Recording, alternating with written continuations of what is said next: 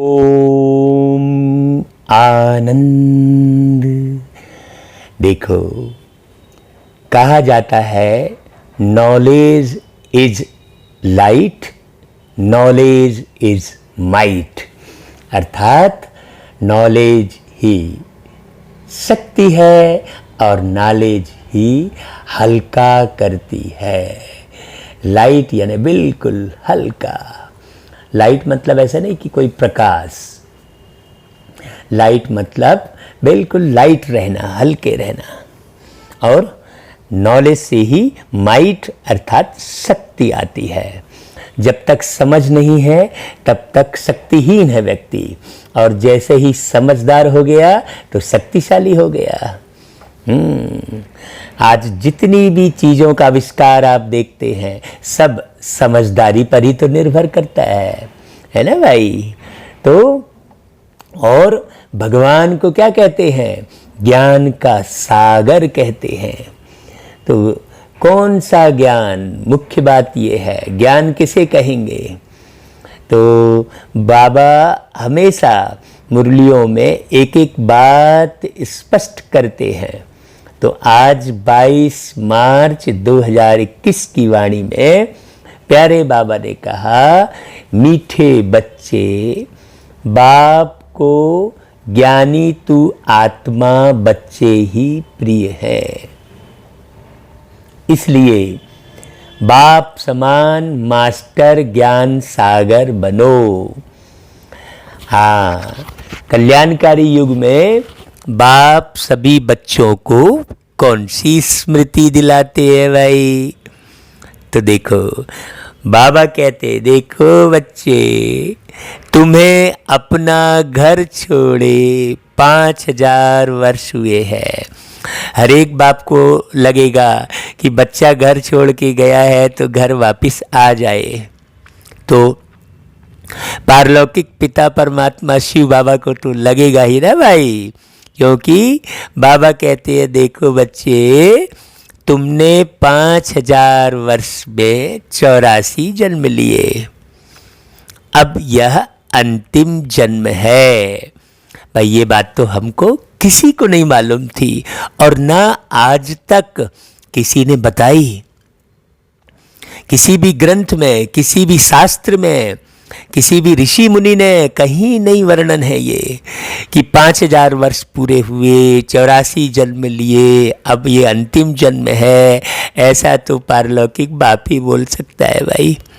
और बाबा की जो प्यार भरी जो वाणी है, इसको सुनकर और इसको जब मैं बोलता हूँ तो बाबा की याद में भाव विभोर हो जाता हूँ, गदगद हो जाता हूँ।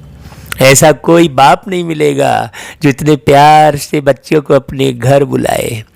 तो बाबा कहते हैं, बच्चे अभी वानप्रस्थ अवस्था है ना भाई। हर एक की, माने आत्मा की वानप्रस्थ अवस्था हो गई है। शरीर की वानप्रस्थ अवस्था अलग बात होती है और आत्मा की वानप्रस्थ अवस्था अलग बात होती है। आत्मा की वानप्रस्थ अवस्था के बारे में दुनिया में कोई नहीं जानता। सब तो शरीर के बचपन, युवा, बुढ़ापा, उसको ही काउंटिंग करते रहते हैं, उसकी ही गिनती लगाते हैं। आत्मा बच्चा कब थी? सतयुग में आत्मा बच्चा थी, फिर त्रेता युग में किशोर अवस्था बनी, फिर द्वापर युग में युवा अवस्था, फिर कलयुग में आत्मा की बुढ़ापा अवस्था हो गई, और अब तो कलयुग के अंत में पूरी पूरी बूढ़ी हो गई आत्मा। वानप्रस्थ अवस्था है। इसलिए बाबा कहते हैं, बच्चे अब घर जाने की तैयारी करो, फिर सुखधाम में आएंगे, फिर छोटा सा बचपन लेंगे। बाबा मुरलियों में पहले गीत भी बजवाते हैं ना, बचपन के दिन भुला न देना, ऐसा करके गीत सुना होगा आपने। तो बचपन का दिन कौन है? सुखधाम। सतयुग का दिन बचपन का दिन है, और कलयुग की रात बुढ़ापे की रात है। बुढ़ापा दुखदाई होता है, बचपन सुखदाई होता है। इसलिए कलयुग है दुखदाई और सतयुग है सुखधाम। तो बाबा कहते बच्चे अभी भल गृहस्थ व्यवहार में रहो, लेकिन इस अंतिम जन्म में पवित्र बन बाप को याद करो, क्योंकि कई जन्म अपवित्र बने थे ना भाई। हाँ, बच्चे पवित्र होते हैं ना, तो पवित्र बनेंगे तो देखो फिर आने वाला जीवन कितना खुशनुमा हो जाएगा। फिर आज तो बाबा ने गीत बजवाया कि महफिल में जल उठी शमा परवाने के लिए, प्रीत बनी है दुनिया में मर जाने के लिए। ओम शांति। बच्चों ने यह समझा है कि भगवान एक है, गॉड इज वन, सभी आत्माओं का पिता एक है, उनको परम पिता परमात्मा कहा जाता है। सृष्टि का रचयिता एक है, अनेक हो ही नहीं सकते। इस सिद्धांत के अनुसार मनुष्य अपने को भगवान कहला नहीं सकते। हाँ, अभी तुम ईश्वरी सर्विस के निमित्त बने हो। बाबा कह रहे हैं भाई हम कोई भगवान नहीं है, ना हम कोई साधु सन्यासी ऋषि मुनि है ना भाई, हम तो सर्विस करने वाले सर्वेंट हैं, ईश्वर की सर्विस करने वाले। हाँ, ईश्वर नई दुनिया की स्थापना कर रहे हैं, जिसको सतयुग कहा जाता है। ये बात किसी को नहीं मालूम।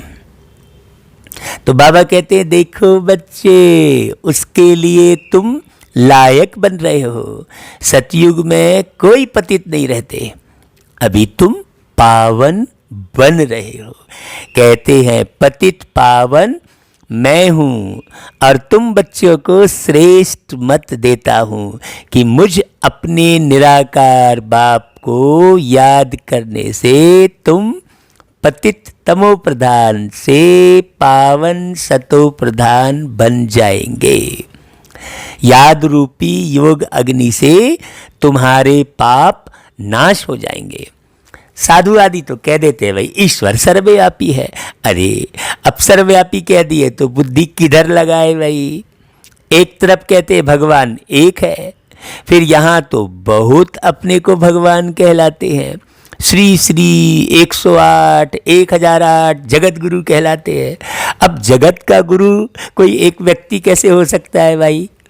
जगत का गुरु तो एक पारलौकिक पिता परमात्मा शिव ही हो सकते हैं ना, जिन्हें बाप कहेंगे। सारे जगत को पावन बनाने वाले तो एक परमात्मा है ना, जो सारी दुनिया को लिबरेट करते हैं दुख से। वही दुख हरता सुख करता है ना। मनुष्य को तो दुख देता है, दुख हरता थोड़ी है। हाँ, तो मनुष्य को यह नहीं कहा जा सकता कि 108 कोई मनुष्य किसी भी मनुष्य के दुख नहीं हरता। हाँ, डॉक्टर भी आखिरी में कह देता है भाई हम नहीं जानते, अब तो ऊपर वाला ही जानेगा, ऐसा कह देता है ना भाई। हाँ, माँ बाप भी बच्चों के साथ बच्चे के दर्द थोड़ी खींच लेते हैं, कोई बच्चे का दुख थोड़ी खींच लेते हैं। लौकिक माँ बाप भी कहते हैं भाई हम तो जन्म के साथ ही है, कर्म के साथ ही नहीं है, ऐसा कह देते हैं माँ बाप भी, लौकिक माँ बाप। तो सोचो दुख हरता सुख करता कौन होगा। कोई नाते रिश्तेदार तो आपके दुख हरता नहीं है भाई। तो बड़े अच्छे से समझो और बाबा की तरफ बुद्धि लगाओ और बाबा को याद करो। बाबा की बातों को अच्छे से सुनो, बार बार सुनो, समझो। बाबा कहते देखो यह भी तुम बच्चे समझते हो, यह है ही पतित दुनिया, सब पतित है। पावन दुनिया में है यथा महाराजा महारानी तथा प्रजा। सतयुग में पूज्य महाराजा महारानी होते हैं, फिर भक्ति मार्ग में वही महाराजा महारानी क्या बन जाते हैं, पुजारी बन जाते हैं। सतयुग में जो महाराजा महारानी हैं उनकी फिर जब 2 कलाएं कम होती हैं तो राजा रानी कह देते हैं। यह सब बातें डिटेल की हैं, बड़ी समझने की बात है, नहीं तो 1 सेकंड में जीवन मुक्ति। बाप समझाते हैं बल गृहस्थ व्यवहार में रहो, परंतु अंतिम जन्म पवित्र तो रहो भाई। अंतिम जन्म है, ये इशारा तो बाबा ही दे सकते हैं भाई। बाबा कहते अब वानप्रस्थ अवस्था है, तो अब जो है किसी भी देह के आकर्षण में मत पड़ो। वानप्रस्थ अवस्था है, सारे लोग पूरे झुर्रियाँ निकल आई हैं सबके मन में। हाँ, वानप्रस्थ व शांति धाम भाई एक ही बात है। यहाँ आत्माएं ब्रह्म तत्व में रहती हैं, जिसको ब्रह्मांड कहते हैं। वास्तव में आत्माएं कोई अंडे मिसल तो है नहीं, बिंदी है। आत्मा तो स्टार है। बाबा ने समझाया है, जो भी आत्माएं हैं इस ड्रामा में एक्टर्स हैं। जैसे एक्टर्स नाटक में ड्रेस बदलते हैं ना, भिन्न भिन्न पार्ट बजाते हैं, एक वही माँ का रोल करेगा, फिर वही पत्नी बन जाएगा, ऐसा करते हैं ना भाई। ये नाटक है भाई, लड़का जो है लड़की का पार्ट बजा देता है ना भाई। आत्मा इस सृष्टि पर 5 तत्वों के बने हुए शरीर में प्रवेश कर पार्ट बजाती है। ये बेहद का नाटक है। हाँ, कभी वही आत्मा लड़की बन जाएगी, कभी वही आत्मा लड़का बन जाएगी। बड़ी समझने की बात है। शुरू से लेकर परमात्मा और ब्रह्मा विष्णु शंकर सब एक्टर्स हैं। नाटक में भिन्न भिन्न प्रकार की ड्रेस मिलती है ना भाई, पार्ट बजाने। घर में आत्माएं सब शरीर के बिगड़ रहती हैं। कौन से घर में भाई? परम धाम में। हाँ, फिर जब 5 तत्वों का शरीर तैयार होता है तब उनमें प्रवेश करती है। तो तुम कौन हो? तुम आत्मा हो, परम धाम में रहने वाले, शरीर में प्रवेश कर रहे हो, कान से सुन रहे हो ये मुरली, और हम आत्मा इस मुख से बोल रहे हैं। 84 शरीर मिलते हैं तो नाम भी इतने बदलते हैं भाई। आत्मा का नाम तो एक है, आत्मा, बाकी तो सब शरीर के नाम है। अब शिव बाबा तो है ही पतित पावन, उनको अपना शरीर तो है नहीं, इसलिए उनका बगैर शरीर वाला नाम है। सदा उनका एक ही नाम है, इसलिए उन्हें कहते हैं सदा शिव, क्योंकि उनका सदा ही शिव नाम है। वो सदा ही पूरे विश्व का कल्याण करते हैं, अकल्याण कभी किसी का करते ही नहीं है। लेकिन लोग न जानने के कारण कहते हैं दुख भी वही देता है, सुख भी वही देता है, बिगाड़ता भी वही है, बनाता भी वही है। ऐसा थोड़ी है। परेशानी भी वही देता है, ऐसा बोलते, बिल्कुल रॉन्ग है। भगवान कह लो, प्रभु कह लो, मेरा बाबा है भाई। वो तो मेरा बाबा कभी किसी को दुख नहीं देते। हाँ, शरीर का आधार लेना पड़ता है। कहते हैं भाई मेरा नाम शिव ही है, बल पुराने शरीर में आता हूँ। उनके शरीर का नाम अपना है, उनका व्यक्त नाम है, फिर अव्यक्ति नाम पड़ा है ब्रह्मा। व्यक्त नाम तो अलग था भाई। तो एक धर्म वाला दूसरे धर्म में जाता है तो नाम बदलता है ना। तुम भी शूद्र धर्म से बदल ब्राह्मण धर्म में आए हो तो नाम बदला है भाई। हमको भी बड़ी खुशी होती है, बाबा ने तो हमारा नाम भी बदल दिया। हाँ, बाबा कहते हैं तुम लिखते हो शिव बाबा थ्रू ब्रह्मा। शिव बाबा परमपिता परमात्मा है, उनका नाम नहीं बदलता है। शिव बाबा ब्रह्मा द्वारा स्थापना करा रहे हैं आदि सनातन देवी देवता धर्म की, जो प्रायः लोप हो गया है। जो पावन पूज्य थे वे ही पतित पुजारी बनते हैं। 84 जन्म पूरे किए हैं, अब फिर से देवी देवता धर्म स्थापन होता है। गाया हुआ है, परम पिता परमात्मा आकर ब्रह्मा द्वारा फिर से स्थापना कराते हैं, तो ब्राह्मण जरूर चाहिए ना भाई। तो ब्रह्मा और ब्राह्मण कहाँ से आए? शिव बाबा आकर ब्रह्मा द्वारा एडॉप्ट करते हैं, कहते हैं तुम हमारे हो। शिव बाबा के बच्चे तो हो ही, फिर ब्रह्मा द्वारा पुत्र हो जाते हो। पिता तो एक है सारी प्रजा का, इतने सब बच्चे कुमार कुमारियां हैं, उनको शिव बाबा ब्रह्मा द्वारा अडॉप्ट करते हैं। मनुष्यों को पता थोड़ी ही है कि शिव बाप आकर आदि सनातन देवी देवता धर्म स्थापन करते हैं। हाँ, अब स्थापन करते हैं तो ऐसे नहीं कि नए सिर आते रहते हैं, जैसे दिखाते हैं प्रलय हुई फिर पत्ते पर सागर में आया। अब यह तो सब कहानियां बनाई हुई हैं भाई। इतने बड़े सागर में एक पीपल के पत्ते में कैसे शरीर टिकेगा भाई, समझने की बात है। यह वर्ल्ड की हिस्ट्री ज्योग्राफी रिपीट होती रहती है। आत्मा अमर है। माने आत्मा कौन? आप जो सुन रहे हो, आप आत्मा हो। आप कभी नहीं मरते, ये पक्का कर लो। तो आप अमर हो और आप में पार्ट भी अमर है। पार्ट कभी घिसता नहीं है।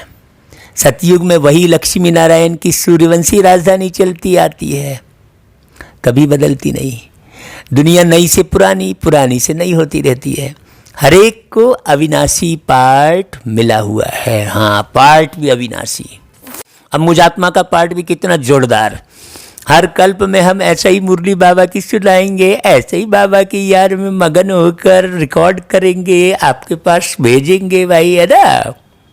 और आप भी ऐसे ही बड़े प्यार से सुनेंगे, देखो। और फिर हम सब जितने बाबा की मुरली सुन रहे हैं, सब हम एक साथ सतयुग में बढ़िया उतरेंगे, बड़े राजमहल में खेलेंगे। लगता है ना ऐसा? सब एक साथ खेलेंगे, हाँ, खूब बढ़िया बढ़िया फल खाएंगे और बढ़िया पुष्पक विमान में पिकनिक करने जाएंगे हम सब। मुरली सुनना बाबा की। देखो, बाप कहते हैं भक्ति मार्ग में भक्त जिस जिस भावना से भक्ति करते हैं वैसा मैं साक्षात्कार कराता हूँ। अब क्या करेंगे भाई? बच्चा यदि मान लो छोटा बच्चा है 5 साल का, वो कहेगा मेरे को कार ले दो, कार ले दो, तो क्या करेंगे? उनको कार का एक खिलौना खरीदेंगे ना बाप। तो ऐसा ही कोई किस रूप में, कोई किस रूप में पूछता है, तो कोई को हनुमान का, कोई को गणेश का भी साक्षात्कार कराता हूँ बाबा कहते हैं। उनकी वह शुभ भावना पूरी करता हूँ। क्या करें, बच्चे हैं, जिद करते हैं, जिधर साक्षात्कार मांगते हैं, जैसी भावना रखते हैं वैसे करना पड़ता है ना बाबा को। यह भी ड्रामा में नूद है। मनुष्य फिर समझते हैं कि भगवान सब में है, इसलिए सर्वव्यापी कह देते हैं। भक्तमाला भी है। मेल्स में नारद शिरोमणि गाया जाता है, फीमेल में मीरा। भक्तमाला अलग है, रुद्रमाला अलग है, ज्ञान की माला अलग है। भक्तों की माला कभी पूजते नहीं, रुद्रमाला पूजी जाती है। ऊपर है फूल, फिर मेरू, फिर है बच्चे जो राजगद्दी पर बैठते हैं। हाँ, रुद्रमाला ही विष्णु की माला है। फिर भक्तों की माला का सिर्फ गायन होता है।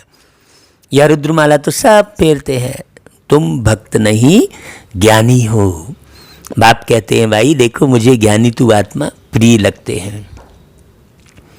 बाप ही ज्ञान का सागर है। तुम बच्चों को ज्ञान दे रहे हैं, माला भी तुम्हारी पूजी जाती है। 8 रत्नों का भी पूजन होता है ना भाई, क्योंकि ज्ञानी तू आत्मा है तो उनकी पूजा होती है। फिर अंगूठी बनाकर पहनते हैं। क्यों? क्योंकि यह भारत को स्वर्ग बनाते हैं। पास विद ऑनर होते हैं तो उनका गायन है। 9वां दाना तो बीच में शिव बाबा को रखते हैं, उनको कहते हैं 9 रत्न की अंगूठी। यह है बड़ी डिटेल की समझानी। हाँ, बाप तो सिर्फ कहते हैं बाप और वर्षे को याद करो तो तुम्हारे विकर्म विनाश होंगे। अब समझाना इसलिए पड़ता है क्योंकि बहुत सारे कर्मकांड लोग कर रहे होते हैं, बहुत सारी परिपाटी चल रही होती है, तो हर एक परिपाटी को समझाना पड़ता है, नहीं तो उलझे रहते हैं लोग। तो बाबा कहते हैं केवल एक बाप को याद करो तो तुम्हारे विकर्म विनाश होंगे, फिर तुम चले जाएंगे। पतित आत्माएं पावन दुनिया में जा न सके। यहाँ सब है पतित। देवताओं के शरीर तो पवित्र निर्विकारी है, वह है पूज्य। यथा राजा रानी तथा प्रजा भी पूज्य है। यहाँ सब हैं पुजारी, वहाँ दुख की बात नहीं, उनको कहा जाता है स्वर्ग, सुखधाम। वहाँ सुख शांति संपत्ति सब थी, अब तो कुछ नहीं है, इसलिए इसको कहते हैं नर्क। उनको स्वर्ग कहा जाता है। देखो अभी तो बस सब दौलत के पीछे भाग रहे होते हैं, कोई संतुष्ट होता ही नहीं है। करोड़ों अरबों रुपए कमा लेगा तो भी संतुष्ट नहीं हो रहा है, वो दौलत के पीछे ही भाग रहा है। सारे लोग भागते रहते हैं देह और दौलत के पीछे, और पूरे समय देह और दौलत की ही स्मृति में रहते हैं। अरे बाबा, क्या दुर्गति हो रही है आत्माओं की। देखो, और हम आत्माएं तो शांति धाम में रहने वाली हैं, वहां से आती हैं पाठ बजाने, 84 जन्म पूरे भोगने पड़ते हैं। अभी दुख धाम है, फिर हम जाते हैं शांति धाम, फिर सुख धाम में आएंगे। बाप सुख धाम का मालिक बनाने, मनुष्य से देवता बनाने पुरुषार्थ करवा रहे हैं, तो कर लो भैया पुरुषार्थ। तुम्हारा है यह संगम युग। बाप कहते हैं मैं कल्प के संगम युगे आता हूं, युगे युगे नहीं आता। मैं संगम युग में एक ही बार सृष्टि को बदलने आता हूं। सतयुग था, अब कलयुग है, फिर सतयुग आना चाहिए ना भाई। यह है कल्याणकारी संगम युग, जो अभी तुम बैठे हो जिस युग में सबका कल्याण होना है। सबको रावण की जेल से छुड़ाते हैं, उनको दुख हरता सुख करता कहा जाता है। यहां तो सब दुखी है ना भाई। तुम पुरुषार्थ करते हो सुख धाम में जाने के लिए। सुख धाम जाना है तो पहले शांति धाम में जाना है। हाँ, ऊपर बाबा ने कहा ना भाई, वानप्रस्थ अवस्था। तुमको पाठ बजाते बजाते बच्चे 5000 वर्ष हो गए, अब कितना वर्ष है ना भाई। तो थकोगी, इसलिए आजकल सब थके से दिखते हैं, क्योंकि बहुत साल हो गए ना। उसमें तुम भारतवासियों ने 84 जन्म लिए हैं, अब तुम्हारा अंतिम जन्म है। बहुत अच्छे से समझो ये सच्चाई को। अभी सबकी वानप्रस्थ अवस्था है, सबको जाना है, बहुत अच्छे से समझ लो। जाना है जाना है जाना है।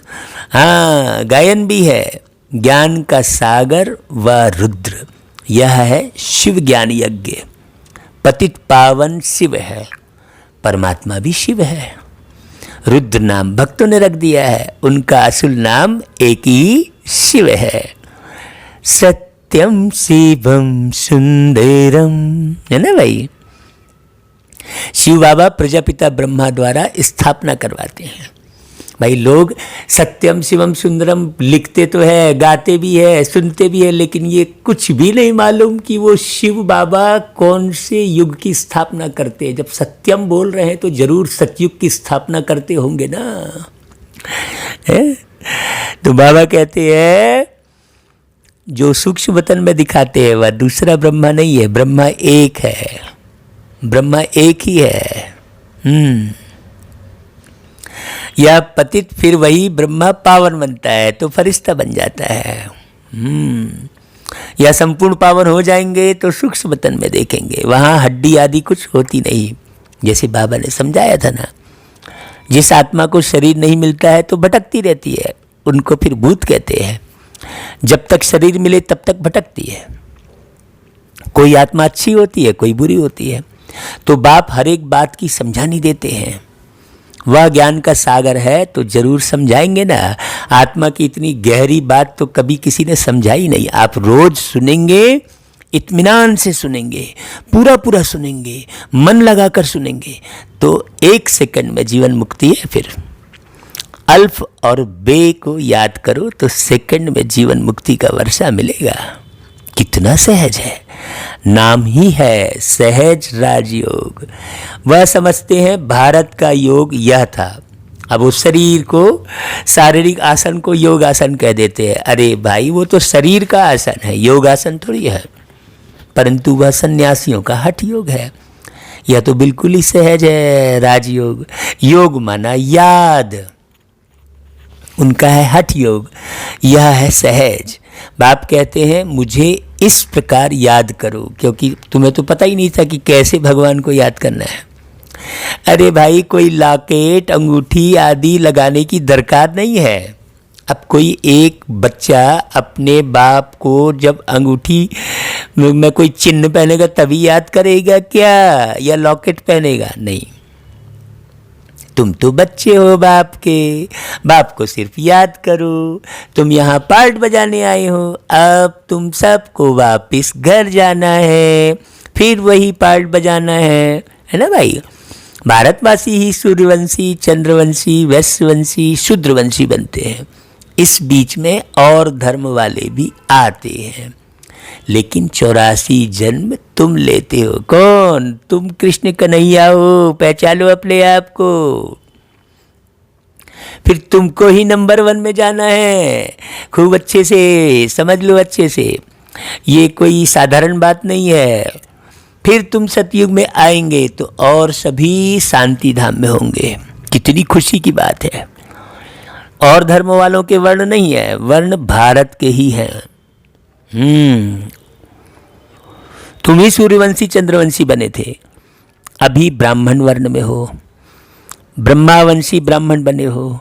यह सब बातें बाप बैठ समझाते हैं। जिनकी बुद्धि में धारणा नहीं हो सकती उनको कहते हैं सिर्फ बाप को याद करो। जैसे बाप को जानने से बच्चे को मालूम पड़ जाता है यह मिल्कियत है, बच्ची को तो वर्षा नहीं मिलता है। यहाँ तुम सब शिव बाबा के बच्चे हो, सबका हक है, मेल अथवा फीमेल सबका हक है। सबको सिखाना है। शिव बाबा को याद करो, जितना याद करेंगे उतना विकर्म विनाश होंगे। देखो बार बार तुम इधर उधर भटकते हो, बाबा को याद नहीं करते। बाबा को याद करेंगे तो पतित से पावन बनेंगे। आत्मा में जो खाद पड़ी है वह निकले कैसे? खाद काहे की पड़ी है? वो याद ही तो है। पता नहीं क्या क्या कचरा याद करते रहते हो, भरते रहते हो दुनिया के समाचार। बाप कहते हैं योग से ही तुम्हारी खाद खत्म हो जाएगी। जो कचरा भर रखा है आत्मा में, बुद्धि में, यह पतित शरीर तो यहाँ ही छोड़ना है भाई। काहे इस शरीर के आकर्षण में पड़े हो? क्यों दुख उठा रहे हो फालतू में? अरे तुम तो आत्मा हो। आत्मा पवित्र बन जाएगी, फिर सब मच्छरों सदृश जाएंगे। ऐसा कोई बोलेगा क्या? बुद्धि भी कहती है सतयुग में बहुत थोड़े रहते हैं, इस विनाश में कितने मनुष्य मरेंगे। हाँ देखो, खूने नाहक खेल होगा, बीमारियां उथाल खाएंगी। बाबा कह रहा है पूरा भूकंप आएगा, सब घर मकान ध्वस्त हो जाएंगे। क्यों? किसके चक्कर में पड़े हो? काहे अभिमान कर रहे हो? जो धन है सब बाबा की सेवा में सफल कर लो, बाकी थोड़े जाकर रहेंगे। राजाएं तो थोड़े रहेंगे ना भाई। बाकी 9 लाख प्रजा सतयुग में रहती है। इस पर भी गाते हैं ना, 9 लाख तारे, यानी प्रजा। झाड़ पहले छोटा होता है फिर वृद्धि को पाता है। अभी तो कितनी आत्माएं हैं, बाप आते हैं सबका गाइड बन ले जाते हैं। अच्छा भाई, बाबा फिर बहुत बहुत सभी बच्चों को याद प्यार देते हैं, गुड मॉर्निंग करते हैं। बाबा बहुत मीठा से पढ़ाते हैं, सभी मीठा मीठा बनो जल्दी जल्दी। अच्छा भाई, बाबा को भी खूब याद प्यार, गुड मॉर्निंग और नमस्ते। सब हम बच्चों की याद प्यार बाबा स्वीकार कीजिए बाबा। अच्छा, धारणा के लिए सार। योग अग्नि से विकर्मों की खाद को भस्म कर पावन बनना है। योग अग्नि माने याद, याद, पूरे ज्वाला रूप याद। सब भस्म हो जाए और कुछ भी याद ना आए। अग्नि जैसे सबको भस्म कर देती है, वैसी इतनी गहरी याद आए। अब वानप्रस्थ अवस्था है, इसलिए वापस घर जाने के लिए संपूर्ण सतो प्रधान बनना है। दूसरी पॉइंट, इस कल्याणकारी युग में बाप समान दुख हरता सुख करता बनना है। फिर वरदान सुन लो भाई बाबा का, साधारणता को समाप्त कर महानता का अनुभव करने वाले श्रेष्ठ पुरुषार्थी भव। महान किस पे बनना है भाई? हमारे अंदर के संकल्पों से महान बनना है। हाँ, जो श्रेष्ठ पुरुषार्थी बच्चे हैं उनका हर संकल्प महान होगा, क्योंकि उनके हर संकल्प श्वास में स्वतः बाप की याद होगी। स्वतः बाबा याद आते रहेंगे। हमको तो भाई बाबा बहुत याद आते हैं। बहुत याद आते हो बाबा हमें तुम, बहुत याद आते हो बाबा हमें तुम, बड़ा ही लुभाते हो बाबा हमें तुम, बहुत याद आते हो बाबा हमें तुम। तो देखो हर श्वास में बाप की याद होगी बच्चों के अंदर में। जैसे भक्ति में कहते हैं ना, अनहद शब्द सुनाई दे, आ जपा जाप चलता रहे, ऐसा पुरुषार्थ निरंतर हो, इसको कहा जाता है श्रेष्ठ पुरुषार्थ। याद करना नहीं, स्वतः याद आता रहे। हमने कहा ना भाई, बहुत याद आते हो बाबा हमें तुम, ऐसे में तो अपने आप धुन बन जाती है भाई। पुरुषार्थ निरंतर हो, इसको कहा जाता है श्रेष्ठ पुरुषार्थ। तो याद करना नहीं है, स्वतः याद आता रहे, तब साधारणता खत्म होती जाएगी और महानता आती जाएगी। महानता किसे कहेंगे? गंभीर जीवन को महानता थोड़ी कहेंगे, खुशनुमा जीवन को महानता कहेंगे। हाँ, सबसे मुस्कुराते हुए मिलने को महानता कहेंगे, सबका सम्मान करने वाले को महानता कहेंगे भाई। समझना बहुत अच्छे से। ऐसा नहीं बहुत महंगी महंगी ड्रेस पहन लिए, महंगी गाड़ी में घूम लिए, खूब चमकता हुआ अपना घर बंगला बना लिए, वो महानता कहलाएगी? नहीं भाई, कोई ऊंच पद हासिल करना महानता नहीं है। महानता है सबको प्रेम से रहना, सबके साथ प्रेम से रहना, सबको प्रेम से मिलना, सबको हाजी का पाठ बजाना, सबको नैनों से प्यार लुटाना, उसको महानता कहेंगे भाई। हाँ, और यही है आगे बढ़ने की निशानी। तो भाई ऐसा नहीं कि भाई किसी ने ओम शांति बोला तो ओम शांति भी नहीं बोल रहे हैं। अपने काम में इतने बिजी हैं कि मुंह जो है फूला हुआ है, कोई मिलने आया तो देखने की भी फुर्सत नहीं है। ये तो बिल्कुल गलत बात है, ये कोई रूहानियत नहीं हुई। सारी दुनिया में यही सब तो फैला है, हमको ये सब बदलना है भाई। अच्छा भाई, फिर स्लोगन सुनो। मनन शक्ति द्वारा सागर के तले में जाने वाले ही रत्नों के अधिकारी बनते हैं। मनन शक्ति द्वारा अपने मन की शक्ति की जांच करो। कहाँ रुकता है मन? भाई मन को प्रभु में लगा लो तुम, जीवन को दिव्य बना लो तुम, ये सांसें सफल हो जाएंगी, जमाने की खुशियाँ मिल जाएंगी। मन को प्रभु में लगा लो तुम, जीवन को